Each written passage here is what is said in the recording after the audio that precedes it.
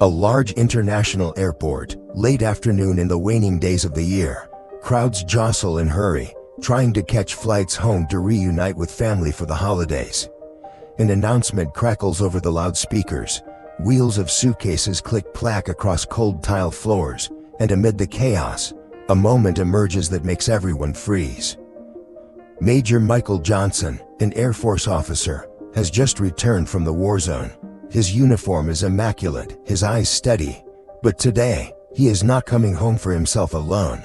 He carries a heavy mission on his shoulders, escorting the mortal remains of Sergeant Daniel Brooks, his close comrade, who fell in a special operation. In Michael's hand is a dossier stamped in red by the Department of Defense, a formal order. Indisputable. To him, it is not just paperwork, it is proof of a promise made to the Brooks family. I will bring their son home to rest. Yet when he approaches the check-in counter, a cold voice rings out like a bucket of ice water dumped on his face.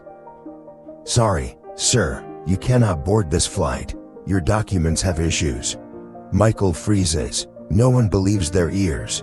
A uniformed officer, on an honorable mission with legitimate papers, blocked right before hundreds of eyes. Not because the flight is delayed, not because of a security emergency, only a curt shake of the head, an unreasonable barrier. The air grows heavy. Some passengers glance back, a few whisper, "What is happening?" That question stirs among everyone. Why is a soldier, performing a sacred duty, being stopped on the land he served? Michael tightens his grip on the dossier, forcing himself calm as years of training command. He understands.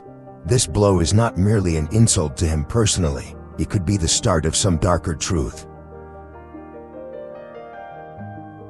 Michael Johnson was born in an industrial city, in a neighborhood where ambulance sirens were more familiar than birdsong in the morning. His family was so poor that on many winter nights, his mother would pull blankets tightly around her 3 children because there was not enough money for heating. But poverty was not his only challenge. From a young age, Michael knew what it was to be looked down on for his skin color. In class, even when he raised his hand to speak, teachers' gazes often passed him by to give opportunity to another child. On the playground, Michael was sometimes called cruel names, things no child deserved to hear. Rather than succumb, Michael chose to rise. He threw himself into study, physical training, and when he was old enough, he decided to enlist. There, skin color will no longer matter. There, my worth will be defined by discipline and courage, he told himself. And indeed, the military became Michael's forge. He endured the harshest training courses, was deployed to distant conflict zones, witnessed life and death scenes few dared face. The medals on his chest were not just shiny medals, they stood for an unbroken spirit. Yet this mission is different. Michael is not returning just for himself. He comes carrying the body of Sergeant Daniel Brooks, his fallen comrade. Before leaving the field, Michael looked straight into the eyes of Daniel's parents via a live video feed and vowed, "I will bring him home to his family, at all costs." That vow, to Michael, is more sacred than any medal. Yet ironically, as he steps into the airport to fulfill that mission, he is not treated like an officer carrying to national duty. Instead, he is blocked at the threshold, as if all papers, all honors, all promises are reduced to zero. This is not merely a denial of a flight, it is a denial of a lifetime of service, and more than that, a challenge to justice. In the stunned silence of the crowd, Michael resolves not to let emotion take over. Years in the military have forged in him a steel will, calm, disciplined, never allowing others to see him lose control. He takes a deep breath, places the dossier on the counter, and speaks firmly, but without raising his voice. "This is an official order from the Department of Defense. I am not here for vacation. I am executing a national duty, escorting a fallen comrade home." The airline employee glances over the papers, then shakes his head again, repeating the familiar line, "Sorry, your documents have issues. We cannot allow you on the flight." Michael does not yield. He produces each page of documentation, citing military regulations governing escorting deceased soldiers. Every word he utters rings out clear. loud enough for people in line behind him to hear. Bit by bit, the waiting line's silence shifts to murmurs. Some passengers raise phones to record. At that moment, an elderly figure approaches, a retired Navy veteran, hair turned silver, leaning on a cane. He stares down the airline employee, his voice resolute. "He is absolutely right. I served too. I know this is proper procedure. You are obstructing an officer on duty." That affirmation is the fuse. A few passengers nod in agreement. Some softly applaud, others whisper, "This is absurd. Why treat him like this?" Michael stands tall, his uniform without a wrinkle. He does not beg, he does not lose his temper.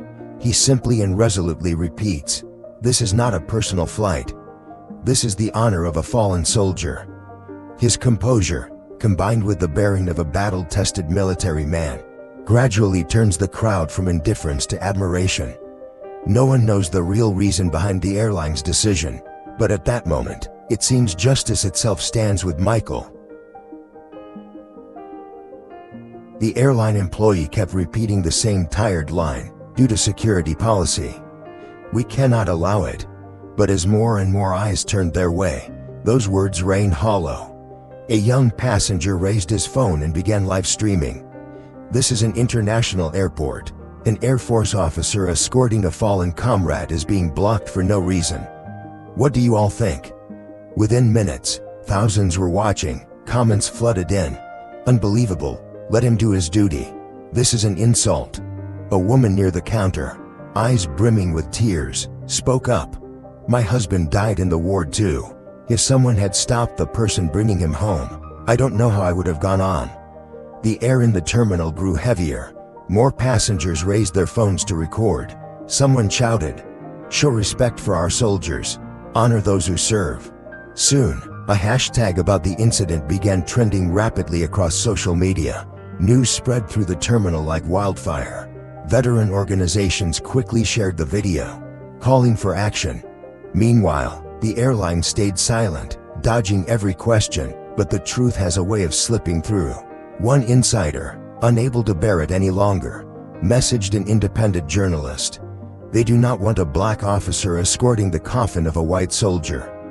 Management is afraid that image will spark controversy in the media. That message was made public and outrage exploded. Headlines flooded the news. Racism even in the military. A soldier's honor should not be measured by skin color. In the terminal, pressure skyrocketed. The crowd was no longer silent. They chanted together, "Let him on the plane, let him on the plane." And now, it was no longer just people at the airport. The whole country was watching. This was no longer about a delayed flight. It had become a national crisis, exposing an ugly truth, that even in uniform, even while performing a sacred duty, a man could still be disregarded, as if his worth were negotiable. All eyes turned to Michael. He said nothing. He simply stood tall, one hand resting on the folder, his gaze fixed on the flag-draped coffin waiting to be brought home. It was an image that silenced the entire terminal. And then, applause broke out. The crowd had chosen to stand with him. And this time, the airline had nowhere left to hide. The pressure from the crowd and the media became unbearable. At last, a senior airline manager rushed out, his face tense. He forced a smile, his tone trying to soothe. "Major Johnson, we sincerely apologize for the inconvenience. As a gesture of goodwill, we will upgrade you to business class at no cost." The entire terminal fell silent, waiting for Michael's response. He turned around, his eyes unwavering, voice clear and resolute. "I do not need business class. I need respect, not for me, but for the soldier who gave his life." His words echoed through the terminal, sending chills down many spines. Some instinctively placed their hands over their hearts. Others nodded, tears slipping down their cheeks.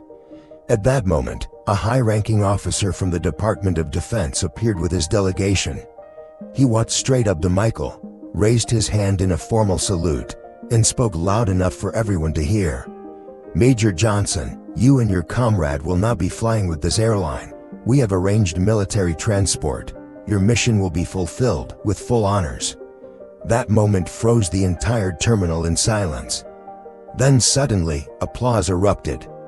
At first scattered, then rising like thunder. Passengers, veterans, strangers, all stood and clapped as Michael walked forward. He tightened the straps of his backpack, stepping forward with quiet strength. Behind him, the flag-covered coffin of his comrade followed in solemn silence. No words were spoken. None were needed. That moment was the image of justice, of honor, upholded to the very end. And the airline, in the eyes of the public, they had completely failed. Not just in action, but in morality and in humanity. The next day, news outlets and social media were flooded with headlines. Black Major denied boarding while escorting fallen comrade. The image of Michael standing strong in the terminal, facing injustice, spread like wildfire. Public outrage erupted. The airline became the center of intense backlash, facing a massive wave of boycotts. Their stock price plummeted. Veterans organizations announced plans to sue for discrimination and disrespect toward military personnel. And Michael, he fulfilled his mission, just as he promised. At the funeral in his comrade's hometown, he stood beside the family, silently placing his hand on the flag-draped coffin. A promise kept to the very end. And that story leaves a single message. Respect should never depend on the color of a man's skin. And it should not take social media to get it. It should be the standard. If you are hearing this story, do not let injustice pass by in silence. Speak up, share it, and stand with those who serve to protect freedom for all of us.